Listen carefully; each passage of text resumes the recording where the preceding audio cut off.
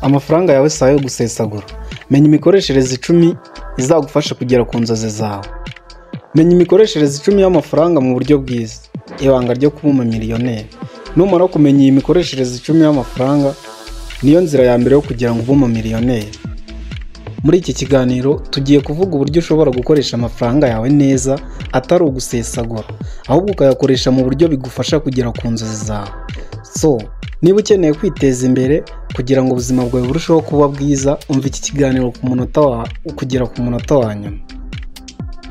Mbere yuko dutangirana n'isomo rya mbere rero, wowe ugeze aha niba ari ubwa mbere ushitse aha, turagushishikariza gukanda subscribe, like ndetse ukaza no gukora comment ku kintu utari buze gusobanukirwa neza, cyangwa se ku cyo wumva ushaka ko tuzagukoreraho ubutaha. Niba nawe usanzwe warakanze subscribe, turagushimiye cyane, ni iby'agaciro kuba ukomeje kubana natwe. Icyo tugusaba ni ugukanda like kugira ngo iki kiganiro gikomeze kugera ku bandi bantu nabo kibafashe, kandi nanone ntiwibagirwe gukora share ku nshuti zawe, kuko hari benshi nabo bakeneye ko ubuzima bwabo buhinduka binyuze mu buryo bw'ibiganiro. Isomo rya mbere rero, mbere yuko dutangirana n'isomo rya mbere, tugiye kubabwira aho aya masomo yose twabashije kuyakura. Aya masomo 10 yose twayakuye mu bitabo nka Rich Dad Poor Dad cyanditswe na Robert Kiyosaki. Turongera tuyakura mu gitabo The Richest Man in Babylon cyanditswe na George C. Clason. Turongera tuyasanga mu gitabo Your Money or Your Life cyanditswe na Vicky Robin. Rimwe, tangirira ku gucunga inyungu zawe. Banza wiga gukoresha amafaranga make ubonye neza. Quotes: It's not how much money you make, but how much money you keep. Robert Kiyosaki niko yatubwiye. Yaratubwiye ati, si amafaranga winjiza menshi akugira umukire, ahubwo nayo ubika neza. Amafaranga ubika neza niyo azakugira umukire, ntabwo amafaranga winjije ari azakugira umukire. Mu gihe udashoboye gucunga inoti y'igihumbi winjije, ntabwo niwinjiza ibihumbi 100 ari byo uzashobora gucunga neza. Kabiri, shira ku ruhande cyangwa se save the first. Banza wizigamire mbere yo gutangira gukoresha. Niba winjiza amafaranga, banza wizigame mbere yuko ugira ikindi yakoresha. Quote: Do not save what is left after spending, but spend what is left after saving. Ntukazigame nyuma yasigaye, ahubwo jya uzigama mbere yuko ukoresha. Ku bintu byose winjije cyangwa se amafaranga yose winjije, fata 10% by'amafaranga ubonye uyashire ku ruhande mbere yuko ukora ikindi kintu cyose. Gatatu, shora imari cyangwa se invest wisely. Amafaranga adashorwa azashira mu mikoreshereze. Ahangaha ndagira ngo nkumvishe neza ko amafaranga yose wakinjiza cyangwa se wabona, uramutse utayashoye ngo yinvesting mu bintu runaka, n'ubundi azashirira mu mikoreshereze. Quote: Make your money work for you. Teza imbere amafaranga yawe agukorere aho kugira ngo wowe uyakorere. Ntuzatume ukorera amafaranga, ahubwo amafaranga yawe azagukorera. Gerageza gushora mu mishinga yoroheje cyangwa se ubutunzi bufite inyungu, nk'ubucuruzi, imigabane n'ibindi. Ku bantu bazi ibintu byo kugura imigabane, washora mu migabane nayo irunguka cyane, ibifite rate yunguka ku kigero cyo hejuru. At least iyo uguze imigabane muri MTN Rwanda, ikungukira 7% cyangwa se 11% buri mwaka. Ni byiza kuinvestinga mu migabane cyangwa se ibindi bintu nk'ubucuruzi. 4, menya gutandukanya ibikenewe n'ibyifuzo. Ntukagura ibyo ushaka byose, hitamo ibikenewe. Ahangaha nimvuga ibyo ngibyo wumve basic ndetse na need. Hari ibintu by'ingenzi ndetse hariho n'ibiba bikenewe.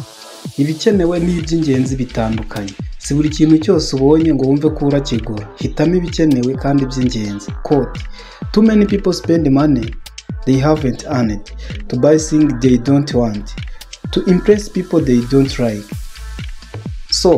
Abantu benshi bakoresha amafaranga batagira, bagura ibintu badakeneye ngo bashimisha abo badakunda. Nimvuga ahangaha wumve ko ntukumve ko urajya mu isoko ngo umucuruzi niba akubwiye ngo ngurira ikintu kuko muziranye ngo wumve ko urakigura koko. Jya mu isoko wapanze urutonde rw'ibintu ushaka kugura ndetse aba ari byo ugura.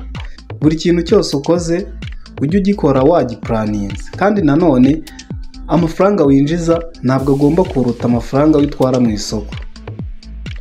Jya wisuzuma mbere yuko ugira ikintu ugura. Ese ni ngombwa ko ngura iki kintu? Ese kiramfasha iki? Ese birakwiye ko nyigura muri iki gihe? ese nyiguze iki gihe byazagenda ute? Biransaba iki kugira ngo nyigure? Jya wibaza utubazo nk'utwo tw'amatsiko. 5. Iga kwigomwa, delayed gratification. Subiza inyuma ibyishimo by'ako kanya ku nyungu ndende. Niba wumva wishimiye ikintu, ntukumve ko ukwiye kugikora ako kanya kugira ngo ibyishimo byawe birusheho kumererwa neza. Iga kwibabaza, wirinde, uyigomwe, ntukumve ko buri kintu cyose wishimiye uragikora. Quote: Successful people are willing to do what unsuccessful people are not. Abantu bageze ku byo bashaka cyangwa se bageze ku ntsinzi bishimira cyangwa se biringira gukora ibintu bitabageza ku ntsinzi, ariko abantu batsinda ntabemera kwigomwa ibintu by'abandi batakwihanganira kugira ngo bagere ku ntsinzi. Niba uzi ko ugiye kugura, suppose wenda nko ku bantu b'urubyiruko, ugiye kugura ipantaro iri kugura ibihumbi 18, uri kumva utayireka, fata umwanzuro. Niba ubona abandi bayishegeye, weho yihorere, ayo mafaranga uyakoresha ibindi, kuko imyenda izahora yaduka mpaka. So ushobora kutakigura uyu munsi, ayo mafaranga ukayinvestinga, ukayashora nk'uko twabibabwiye, then nyuma yo kuyashora azakungukira ugure ya pantaro washakaga cyangwa n'indi yirenzeho, kandi hari n'andi wa savings. Ntugashimishwe no kwinezeza vuba, reka ibyo bizaza nyuma. Nyuma yo kugera ku ntego zawe uzishimisha nk'uko bikwiye, ariko ubu ngubu ukwiriye kwigomwa ndetse no kwibabaza. 6. Tegura icyizere cy'imyaka iri imbere. Bika amafaranga yo gufasha mu bihe bikomeye. Quote: Save money and money will save you. Bika amafaranga neza, amafaranga nayo azagutabara. Fata konti y'ubutabazi, emergency fund. Nubwo ntacyo urayakoresha, azakugirira akamaro mu gihe gikomeye kandi kizaza. 7. Shira intego ku mafaranga yawe. Amafaranga afite intego atanga umusaruro. Niba uzi ko utunze amafaranga ariko ukaba uyatunga nta ntego, ayo mafaranga nta musaruro azakugezaho. Akenshi uzasanga yagukoresheje ibidakwiye ndetse aguture no mu bihombo bikomeye. Quote: A goal without plan is just a wish. Intego idafite umugambi ni nk'inzozi gusa. Byaba byiza ugiye wandika intego ya buri mezi 3 cyangwa 6, amafaranga yawe ntazatakare.